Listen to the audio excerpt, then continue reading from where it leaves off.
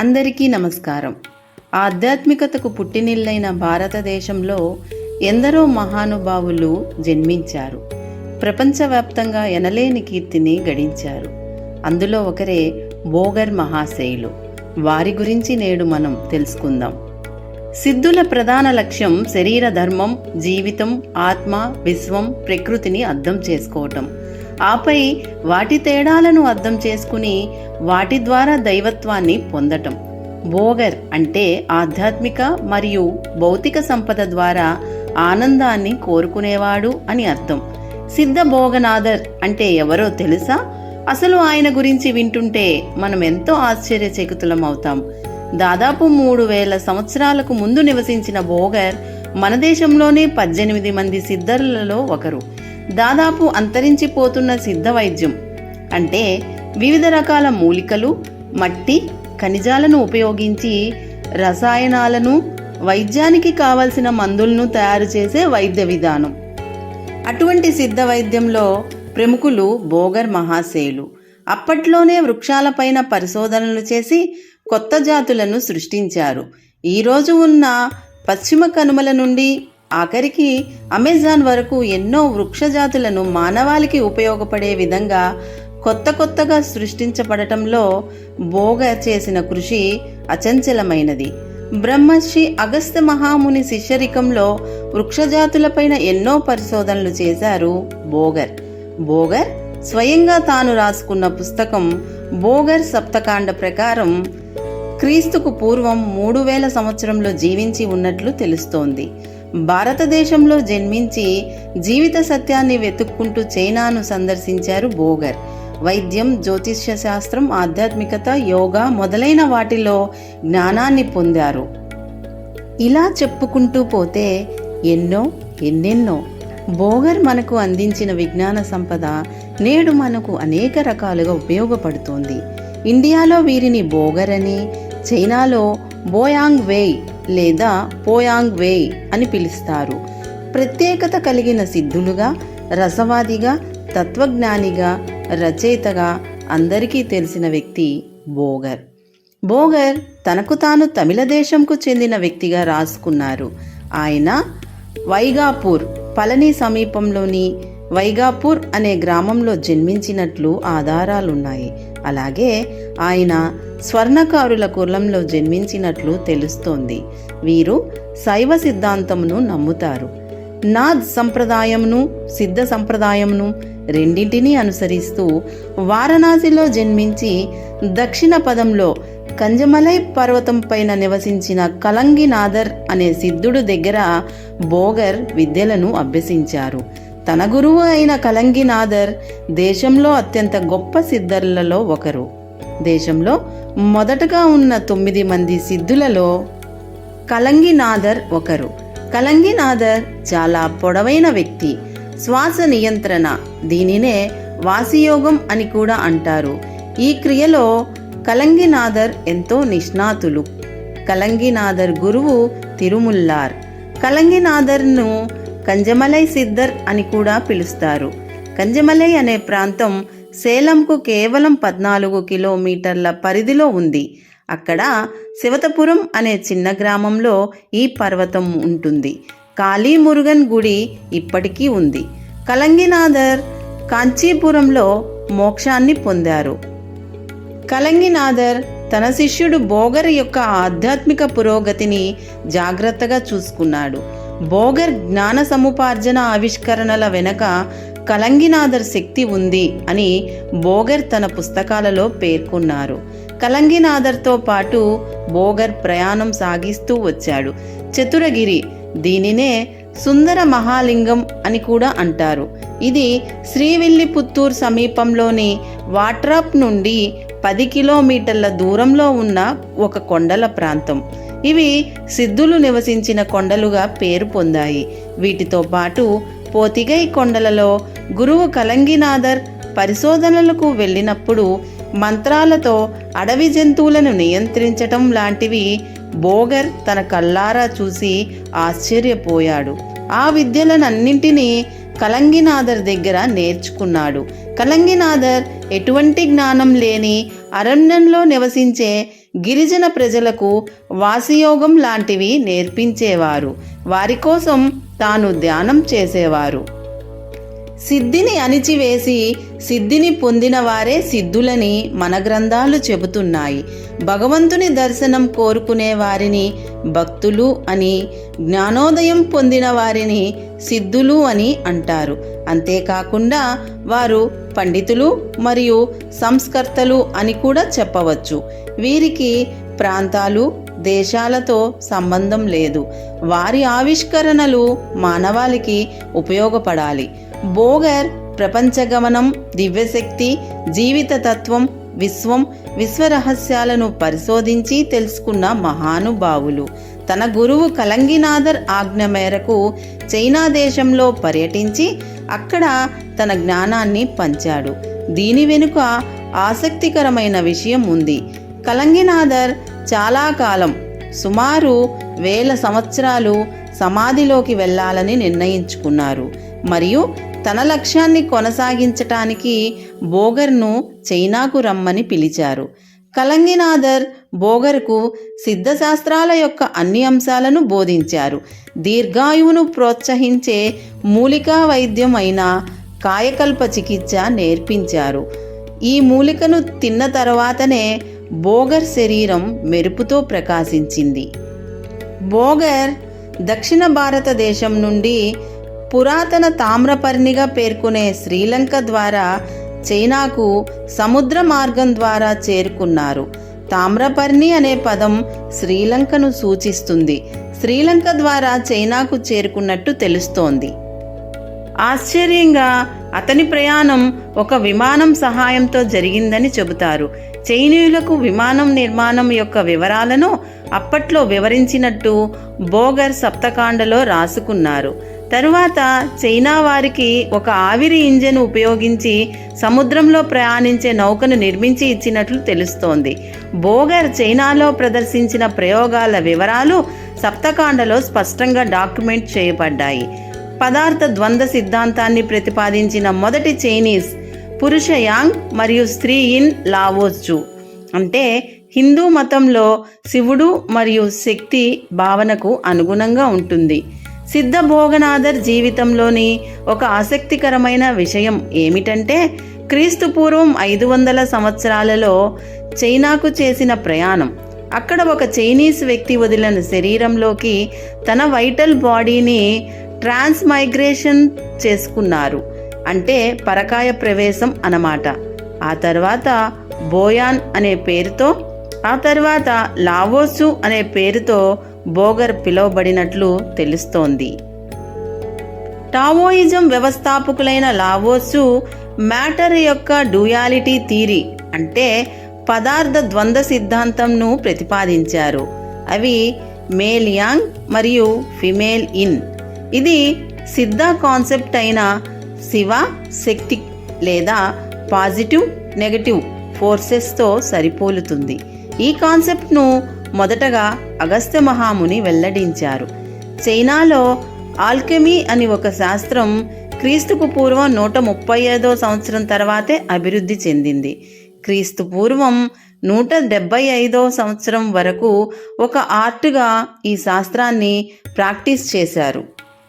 ఈ వివరాలు క్రీస్తు పూర్వం 1వ శతాబ్దానికి చెందిన షీ చి మరియు ట్రిటైజ్ ఆఫ్ ఎలెగ్జైర్ రిఫైన్డ్ ఇన్ 9 కాల్డరాన్స్ అనే 2 చైనీస్ ఆల్కమీ పుస్తకాలలో పేర్కొనటం జరిగింది. మరొక సిద్ధ ఋషి శ్రీరామదేవర్ అరేబియాలో యాకోబుగా పిలువబడినట్లుగానే బోగర్ చైనాలో లావోసు పేరుతో వెళ్ళి ఉండవచ్చు అనేది సత్యం. ఎందుకంటే లావోసుకు ముందు మ్యాటర్ యొక్క డ్యూయాలిటీ భావన ఏ చైనీస్ గ్రంథంలోనూ ప్రస్తావించబడలేదు. లావోసుకి శతాబ్దాల ముందే దక్షిణ భారత గ్రంథాలలో ప్రస్తావించబడింది. ఇదే సిద్ధాంతం ప్రస్తావించబడినది.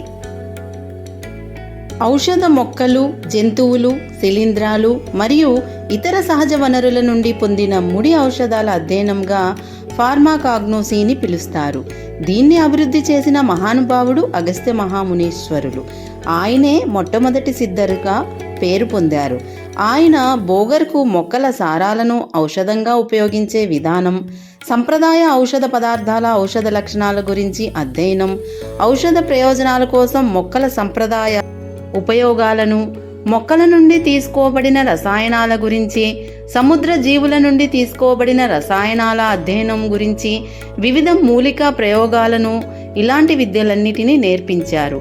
ఇదే మూలికా వైద్య ప్రక్రియను చైనాలోని కొన్ని మొక్కలపైన ప్రయోగాలు చేసి చైనీయులకు మూలికా వైద్యం బోగర్ నాథుడు అందించటం జరిగింది. ప్రపంచ ప్రసిద్ధమైన టావోయిజం తత్వశాస్త్రానికి బోగర్ వ్యవస్థాపకుడయ్యాడు మరియు దాదాపు 200 సంవత్సరాలు చైనాలో దీనిని బోధించాడు. ఆయన దాదాపు 200 సంవత్సరాలు అందుబాటులో ఉండి వందలాది చైనీస్ శిష్యులకు తాంత్రిక్ యోగా ప్రాక్టీసులో ట్రైనింగ్ ఇచ్చారు. ఈ ప్రాక్టీసెస్లో సెక్సువల్ ఎనర్జీస్ని కన్జర్వ్ చేసి స్పిరిచువల్ ఎనర్జీస్గా మార్చే విధానాలు ఉన్నాయి. ఆయన బోధించిన అడ్వాన్స్డ్ టెక్నిక్స్లో మూలాధార చక్ర నుండి సహస్రార చక్ర వరకు ఎనర్జీస్ని పైకి లేపే పద్ధతి కూడా ఉంది. దీనివల్ల ఉద్భవించిన శక్తి తేజస్సును శరీరంలోని అన్ని సెల్స్లో మేనిఫెస్ట్ అయ్యేలాగా ఒక ప్రక్రియ జరుగుతుంది. క్రీస్తుపూర్వం 5వ శతాబ్దంలో కన్ఫ్యూషియస్ అనే వ్యక్తి లావోత్సు బోయాంగ్ను కలిశారు మరియు తరువాత అతని గురించి ఇలా అన్నారు: పక్షి ఎగరగలదు, చేప ఈదగలదు మరియు జంతువు పరిగెత్తగలదు అని నాకు తెలుసు. పరిగెత్తే దానికోసం వలను తయారు చేయవచ్చు, ఈదే దానికోసం దారాన్ని కట్టవచ్చు. కానీ డ్రాగన్లా గాలిలో స్వర్గానికి ఎగిరి వెళ్ళటం నా జ్ఞానానికి అందని విషయం. ఈరోజు నేను లావోత్సును కలిశాను. అతను బహుశా డ్రాగన్లా ఉంటాడు అన్నారు. చైనీయులలో ముఖ్యంగా టావోయిస్టులలో డ్రాగన్ అనేది కుండలిని శక్తికి, ఆదిశక్తికి చిహ్నం. క్రీస్తు పూర్వం 400 సంవత్సరంలో చైనాలో తన మిషన్ ముగింపు సమయంలో బోగర్ మహాశయుడు తన శిష్యుడు పులిప్పాని ఇతర శిష్యులతో కలిసి ల్యాండ్ రూట్ ద్వారా చైనా నుండి బయలుదేరారు.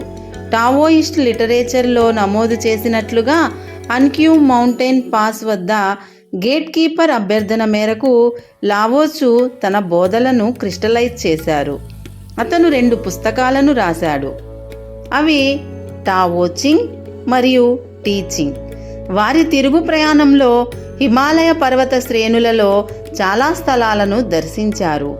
అస్సాంలోని ప్రసిద్ధ తాంత్రిక క్షేత్రం కామాఖ్యాదేవిని సందర్శించారు. అంతేకాకుండా వారు గయాకు, అటు నుంచి అరబ్బు దేశాలకు కూడా వెళ్ళారు. హిమాలయంలో ఉన్నప్పుడే సప్తకాండ బోగర్ 7000 అనే పుస్తకం రాశారు. ఇందులోనే అనేక వైద్య రహస్యాలు తెలిపారు. సప్తకాండ 7000 పుస్తకం చాలా ప్రసిద్ధి చెందింది. తన సప్తకాండ 7000 పుస్తకంను ఆమోదం కోసం కుట్రలంలో ఉన్న తన గురువు అగస్త్యుడికి మరియు అక్కడి సిద్ధర్ల ముందు పెట్టారు. వారందరూ దీనిని ఒక గొప్ప పుస్తకంగా గుర్తించారు. ఆ తరువాత కొంకన్వర్, కరువూరర్, నందీశ్వర్, కమలముని, శతముని, మత్స్యముని మరియు సుందరందర్తో సహా చాలామంది సిద్ధులు కాయకల్ప మరియు యోగశాస్త్రాలను అధ్యయనం చేయటానికి అతని శిష్యులుగా మారారు. బోగర్ ఈ బోధనా కార్యాన్ని తన శిష్యుడైన పులిప్పానికి అప్పగించారు. సప్తకాండ అనేది సిద్ధ వైద్య శాస్త్రానికి ఒక ముఖ్యమైన ఆధార గ్రంథం. ఇది నాటి వైద్య మరియు రసాయన శాస్త్రాల గురించి తెలుసుకోవటానికి సహాయపడుతుంది. అయితే ఈ గ్రంథం యొక్క పూర్తి స్వరూపం మరియు అందులోని విషయాలు నేటికి పూర్తిగా అధ్యయనం చేయబడలేదు. కొన్ని కాండలు మాత్రమే అందుబాటులో ఉండవచ్చు లేదా వివిధ రూపాలలో ప్రచారంలో ఉండవచ్చు. ఔషధ సంగ్రహాలు ఈ గ్రంథంలో వివిధ రకాలైన వ్యాధులను నయం చేయటానికి ఉపయోగించే అనేక ఔషధాల తయారీ విధానాలు మరియు వాటిలో వాడే పదార్థాల గురించి వివరణ ఉంటుంది. ముఖ్యంగా మూలికలు, ఖనిజాలు మరియు ఇతర సహజ పదార్థాల యొక్క ప్రాముఖ్యతను తెలియజేస్తుంది. రసాయన శాస్త్రం, దీనినే ఆల్కమీ అంటారు. బోగర్ కాలంలోని రసాయన శాస్త్ర పరిజ్ఞానం ముఖ్యంగా లోహాలను భస్మం చేయటం అంటే కాల్సినేషన్ చేయటం మరియు వాటిని ఔషధాల తయారీలో ఉపయోగించటం గురించి సమాచారం ఉంటుంది. సిద్ధులు ఉపయోగించే కొన్ని ప్రత్యేకమైన రసాయన ప్రక్రియల గురించి ప్రస్తావనలు కూడా ఉన్నాయి. ఆధ్యాత్మిక విషయాలు కేవలం ఔషధాలు మరియు రసాయనాల గురించే కాకుండా ఈ గ్రంథంలో ఆధ్యాత్మిక సాధనలు, యోగా మరియు తత్వశాస్త్రానికి సంబంధించిన విషయాలు కూడా ఉన్నాయి. గురు పరంపర. బోగర్ తన గురువు కలంజినాథర్ను చాలా గొప్పగా వివరించి చెప్పారు. ఇది సిద్ధ సంప్రదాయంలో గురు శిష్య సంబంధానికి ఉన్న ప్రాముఖ్యతను తెలియచేస్తుంది. జ్ఞానం ఒక తరం నుండి మరొక తరానికి ఎలా బదిలీ చేయబడుతుందో ఇది చూపిస్తుంది. పులిప్పానీతో సంభాషణ. బోగర్ అతని శిష్యుడు పులిప్పానీ మధ్య జరిగిన సంభాషణ ఉంటుంది. పులిప్పానీ అడిగిన చాలా ప్రశ్నలకు బోగర్ సమాధానాలు ఇస్తూ విషయాలను వివరిస్తాడు. మొత్తానికి సప్తకాండ బోగర్ యొక్క విజ్ఞానానికి మరియు సిద్ధ సంప్రదాయంలోని వైద్య, రసాయన మరియు ఆధ్యాత్మిక చింతనలకు ఒక గొప్ప నిదర్శనం.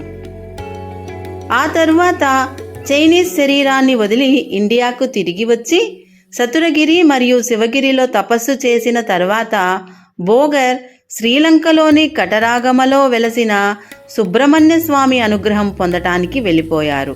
అక్కడ కొంతకాలం తపస్సు చేశారు. ఇక్కడ 2 ఆసక్తికరమైన సంఘటనలు జరిగాయి. ఒకసారి బోగర్ ఒక సిద్ధ పురుషుడు చీమల పుట్ట లోపల తీవ్రమైన తపస్సు చేస్తున్న దృశ్యాన్ని చూశాడు. అతను వాల్మీకి మునిలాగా మాట్లాడే విగ్రహాన్ని ఇచ్చి చెట్టుపై పెరిగిన అద్భుతమైన ఫలాన్ని తినమని ఆదేశించాడు. ఆ పండును తిన్న బోగర్ తిరిగి యవ్వనవంతుడుగా మారతాడు. మాట్లాడే ఆ విగ్రహం వివిధ మూలికల రహస్య జ్ఞానాన్ని, మాయా శక్తులను బోగర్తో పంచుకుంది. అన్ని రకాల జ్ఞానాలను పంచుకున్న తరువాత మాట్లాడే ఆ విగ్రహం భూగర్భంలోకి వెళ్ళిపోయింది మరియు బోగర్ తిరిగి తన ప్రయాణాన్ని కొనసాగించాడు. అలాగే ఇంకోసారి కొంతమంది బ్రాహ్మణులు బోగర్ రూపాన్ని అపహసించారు. ఆ సందర్భంలో అతను సమీపంలోని ఒక పిల్లికి 4 వేదాలను పఠించే జ్ఞానాన్ని అందించాడు. ఆ పిల్లి బ్రాహ్మణుల పూజ పారాయణంలో పాల్గొని అనర్గళంగా వేదపారాయణం చేయటం జరిగింది. బ్రాహ్మణులు తమ తప్పును గ్రహించి క్షమాపణలు అడిగారు. బోగర్ను గౌరవంగా ఆదరించారు.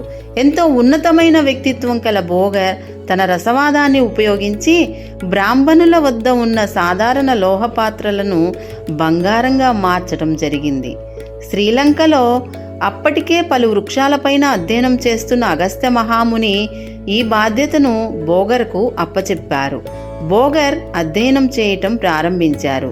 బోగర్ శ్రీలంకలోని కటరగామ దేవాలయంలో మెడిటేషన్, ఆల్కెమీ, యాంత్రిక్ డిజైన్స్ మరియు క్రియాయోగాను ఇతర సిద్ధరులకు అగస్త్యుడి ఆజ్ఞ మేరకు బోధించారు. అతను ఒక మెటాలిక్ ప్లేట్పై యాంత్రిక్ జియోమెట్రిక్ డిజైన్ గీశారు. అంటే ఒక లోహపు పలకపై యాంత్రిక రేఖాగణిత నమూనాను చెక్కటం జరిగింది. అది 1008 రేకుల కమలంను పోలి ఉంటుంది. దానిని ఆలయ సముదాయంలోని గర్భగుడిలో స్థాపించారు. ఆ యంత్రం ఇప్పటికీ శ్రీలంకలోని కటరాగమ గుడిలో ఉంది. క్రీస్తు శకం 214లో శ్రీలంకలోని కటరాగమలో తన 11 సంవత్సరాల వయసులో నాగరాజు అనే మహావతార్ బాబాజీ బోగర్ను కలిశారు. ఒక పెద్ద మర్రి చెట్టు కింద సిద్ధ భోగనాథర్తో కలిసి 6 నెలల పాటు నాగరాజు తీవ్రమైన యోగ సాధన చేశారు. ఈ తపస్సు ఎటువంటి విరామం లేకుండా దీర్ఘకాలం పాటు సాగింది. అంటే మొదటగా 24 గంటలు, తర్వాత రోజుల తరబడి, వారాల తరబడి, అలాగా ఒకేసారి 48 రోజుల వరకు సాగింది. భోగన్నాథుడు క్రియాయోగం మెలకువలను అవతార్ బాబాజీకి ఇక్కడే నేర్పించారు. దీనికి తోడు అగస్త్య ప్రోక్త మూలికా వైద్యాన్ని కూడా బాబాజీకి నేర్పించారు. ఆ తర్వాతనే బాబాజీ బోగర్ వలన కుట్రాలంలో అగస్త్య మహామునిని కలిసి ఆయన ఆశీస్సులు పొందారు. అగస్త్యుల వారు బాబాజీని బద్రీనాథ్లో స్థిరపడి ప్రపంచంలోనే గొప్ప సిద్ధుడిగా వెలగాలని ఆశీర్వదించారు. కటరగమ నుండి బోగర్ తిరిగి పళనికి వచ్చి తపస్సును కొనసాగించారు. స్వరూప సమాధి అనే సిద్ధిని పొందారు. తర్వాత 6 రాజ్యాధికారాల కాలం అంటే క్రీస్తు శకం 220 నుంచి 590 వరకు భోగనాథర్ కొంతమంది తమిళ శిష్యులతో కలిసి చైనాకు తిరిగి వెళ్ళటం జరిగింది. అతను తమిళనాడులో తన మిషన్ను పులిప్పానికి అప్పగించారు. బోగర్ చైనా పర్యటనలో ప్రాపంచిక కోరికలతో ఆవహించి ఉండటం వల్ల తన సిద్ధులన్నిటినీ కోల్పోయి ఒక సాధారణ మనిషి జీవితాన్ని గడిపాడు. శిష్యుడు అంకిత భావంతో ఉండటం వలన తన గురువును వెతుక్కుంటూ వెళ్ళిన పులిప్పాని బోగర్ను కన్నివాడి అంటే దక్షిణ తమిళనాడుకు తీసుకురావటం జరిగింది. బోగర్ పులిపానిని తన ద్వారా వచ్చిన జ్ఞానాన్ని చెప్పమని కోరాడు. శిష్యుడు గురువుకు బోధించడం పాపం కాబట్టి పులిపాని కర్రకు ముందు చెప్పి తర్వాత బోగర్ ముందు పారాయణం చేశాడు. బోగర్ ఈ పారాయణం విని తన అసలు స్థితిని మరియు సిద్ధులను తిరిగి పొందాడు. తంజావూరులో మొట్టమొదటి గ్రానైట్ ఆలయాన్ని ప్రసిద్ధ రాజరాజ చోళుడు నిర్మించాడు. పురాతన తమిళ గ్రంథాలలో ఒకటైన అభినాదన కోశంలో బోగర్ ఆ సమయంలో రాజరాజ చోళుడికి చేసిన సహాయం గురించి ప్రస్తావించటం కూడా జరిగింది. క్రీస్తు శకం 900 సంవత్సరంలో తంజావూరులో బృహదీశ్వర ఆలయ నిర్మాణ సమయంలో ఉన్నట్టుండి గోపురం పని చేపట్టినప్పుడు ప్రధాన శిల్పి అకస్మాత్తుగా మరణించాడు. 200 అడుగుల ఎత్తు ఉన్న ఆలయం గోపురంపైకి సుమారు 80 టన్నుల బరువున్న నిర్మాణాన్ని తీసుకువెళ్లాల్సి ఉంది.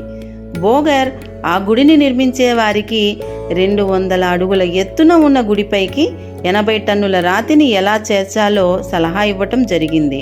ఈ ప్రక్రియ అంతా అతని శిష్యుడైన కరువూరర్ ద్వారా జరిగింది. బోగర్ సూచన మేరకు 5 మైళ్ళ పొడవున్న ర్యాంపును నిర్మించారు. దాని మీదుగా ఈ కట్టడాన్ని చాలా గొప్పగా కట్టడం జరిగింది. ఇది అన్ని కాలాలలో అత్యంత గొప్పదైన ఇంజనీరింగ్ ఘనతల్లో ఒకటిగా నిలిచిపోయింది. ఆ సమయంలోనే ఆయన తన గొప్ప శిష్యుడైన కరువూరర్కు అంకితం చేస్తూ బృహదీశ్వర ఆలయం వెనుక ఒక చిన్న మందిరాన్ని కట్టాలని తంజావూరు రాజుకు సలహా ఇచ్చారు. ఇప్పటికీ బోగర్ శిష్యుడైన కరువూరర్ మందిరమును మనం తంజావూరు బృహదీశ్వర శివాలయం వెనుక భాగంలో వీక్షించవచ్చు. భవిష్యత్తులో మనుషులు చాలా రకాల వ్యాధులతో బాధపడతారని బోగర్ ముందుగానే ఊహించారు. మెడిసిన్లో ఎక్స్పర్ట్ అయిన బోగర్ 4448 అరుదైన మూలికలను ఉపయోగించి 9 విషపూరిత మెడిసిన్స్ను తయారు చేశారు. దీనినే నవపాషాణం అంటారు. తిరుమూలర్ కూడా తన తిరుమందిరం అనే పుస్తకంలో ఇలాంటి మాస్టర్ మెడిసిన్ గురించి చర్చించారు. అగస్త్యులు మరియు ఇతర సిద్ధర్ల సలహాతో బోగర్ 9 విషాలను అంటే నవపాషాణాలను కలిపి మురుగన్ రూపంలో నవపాషాణ విగ్రహంను తయారు చేశారు. ఇది ప్రస్తుతం పళని మురుగన్ ఆలయంలో పూజలు అందుకుంటోంది. మురుగన్ విగ్రహం నవపాషాణం అని పిలువబడే 9 ఔషధ మూలికల ప్రత్యేకమైన మిశ్రమం నుండి తయారు చేయబడింది. ఈ విగ్రహం శక్తివంతమైన వైద్యం లక్షణాలను కలిగి ఉందని నమ్ముతారు. పళని మురుగన్ విగ్రహం మతపరమైన చిహ్నంగా మాత్రమే కాకుండా బోగర్ యొక్క రసవాద మేధావికి నిదర్శనంగా కూడా పనిచేస్తోంది. పళని కొండ సమీపంలో తానా సియప్పన్ ఆలయం అని పిలువబడే ఒక ప్రదేశం ఉంది. అక్కడ బోగర్ నవపాషాణం కలిపి మురుగన్ విగ్రహాన్ని తయారు చేశారు. అత్యంత గట్టిదైన పదార్థాలలో ఒకటైన గ్రానైట్ కూడా వేల సార్లు అభిషేకం లాంటివి చేసినప్పుడు అరిగిపోయి పగిలిపోతుంది. అందుకే భోగనాథర్ దీనిని 9 రహస్య మూలికలు మరియు కెమికల్ ఇంగ్రీడియంట్స్తో తయారు చేశారు. దీన్ని నవపాషాణం అంటారు. ఇది గ్రానైట్ కన్నా గట్టిగా ఉంటుంది. 8 ఇంగ్రీడియంట్స్ను ఐడాల్ మోల్డ్లో కలిపారు. 9వది క్యాటలిస్ట్గా చేర్చారు. దాన్ని గట్టిపరచటానికి దీనికి పంచామృతం లేదా విభూతితో అభిషేకం జరిగినప్పుడు కెమికల్ యాక్షన్ జరుగుతుంది. తద్వారా వ్యాధులకు నివారణగా అవి రూపాంతరం చెందుతాయి. బోగర్ అమరత్వానికి అమృతాన్ని కనుగొన్నాడు. ఇలాంటి విగ్రహాలు మరో 2 బోగర్ తయారు చేశారు. చైనా నుండి తిరిగి వచ్చిన సుమారు 10 నుండి 12 శతాబ్దాల తర్వాత బోగర్ పళని ఆండవర్ విగ్రహాన్ని పూర్తి చేశారు. పళని మరియు పూంబారి పశ్చిమ కనుమల మధ్యలో అతను మరో నవపాషాణ విగ్రహాన్ని తయారు చేశాడు. పూంబారే కుజంతై వేలప్పర్ దేవాలయం దిండిగల్లోని కొడైకెనాల్ సమీపంలోని పూంబారే గ్రామంలో ఉంటుంది. ప్రస్తుతం చేర రాజవంశ నిర్మించిన ఆలయంలోని శాసనాల ప్రకారం దాని స్థానాన్ని యానై గేజం అంటే బోగర్ అడవి అని పిలుస్తారు. బోగర్ పళనిని తన తపస్సు కోసం ఎంచుకున్నారు. అక్కడే ఘోర తపం ఆచరించారు. అతను చాలా దేశాలను ఆస్ట్రాలర్ రూపంలో ఫిజికల్గా మరియు పరకాయ ప్రవేశం ద్వారా సందర్శించాడు. అతని సప్తకాండలో పద్యాల రూపంలో వాటిని వివరించారు. తాను చైనాకు ఒక రకమైన ఏరోప్లేన్లో వెళ్ళినట్లు చెప్పుకున్నాడు. ఆ ఏరోప్లేన్ని తానే తయారు చేసుకున్నాడట. అతను భారతదేశానికి తిరిగి రావటానికి ముందు చైనాలో ఉన్న సిద్ధర్లతో చర్చలు జరిపాడు. చిలీకి చెందిన మ్యూకాస్ చెప్పిన వివరాల ప్రకారం అతను సౌత్ అమెరికాను కూడా సందర్శించినట్టు నిర్ధారించబడింది. కలియుగం మొదలు కావటానికి ముందు క్రీస్తు పూర్వం 3102 సంవత్సరంలో ఆయన చాలామంది సిద్ధర్లతో ఒక సమావేశమును ఏర్పాటు చేశారు. రాబోయే చీకటి కాలంలో మానవాళి ఆధ్యాత్మిక మార్గంలో ఎలా ముందుకు సాగాలో నిర్ణయించటానికి ప్రేమ మరియు భక్తి యోగం అంటే భక్తి యోగాన్ని అత్యుత్తమమైన మార్గంగా ఎంచుకున్నారు. పళని ఆండవర్ అంటే పళని మురుగన్కు సంబంధించిన పూజా విధానాలను నిర్వహించే బాధ్యతను భోగనాథర్ స్వీకరించారు. భోగనాథర్ పళని వద్ద భౌతిక విమానాన్ని విడిచిపెట్టినట్లు నివేదించినప్పటికీ అతను సూక్ష్మ శరీరంతో ప్రయాణం చేస్తూ తన శిష్యులను మరియు భక్తులను ప్రేరేపిస్తూ అరుదైన సందర్భాలలో కూడా నిర్దిష్ట ప్రయోజనం కోసం అవసరమైతే మరొకరి భౌతిక శరీరంలోకి పరకాయ ప్రవేశం సైతం చేసేవారు. ఆయనకు పులిప్పాని, ఇడైకారర్, కరువూరర్ మరియు సతేమణి వంటి దాదాపు 63 మంది శిష్యులు ఉన్నారు. బోగర్ సమాధి పళని కొండలలోని పళని మురుగన్ ఆలయం లోపల ఉంది. వాస్తవానికి బోగర్ స్వయంగా మురుగన్ విగ్రహం కింద తన సమాధిని నిర్మించుకుని అక్కడే నిర్వికల్ప సమాధిలోకి వెళ్ళారు. ఆయన సమాధి ప్రవేశ ద్వారం ఒక గుహలాంటి నిర్మాణం. ఇప్పుడు ఈ గొప్ప సిద్ధుడికి పూజలు కూడా పళని ఆలయంలో ఉన్న ఈ ద్వారం వద్దనే జరుగుతాయి. ఇక్కడే ఆయన శిష్యులు చివరిసారిగా ఆయనను చూశారు.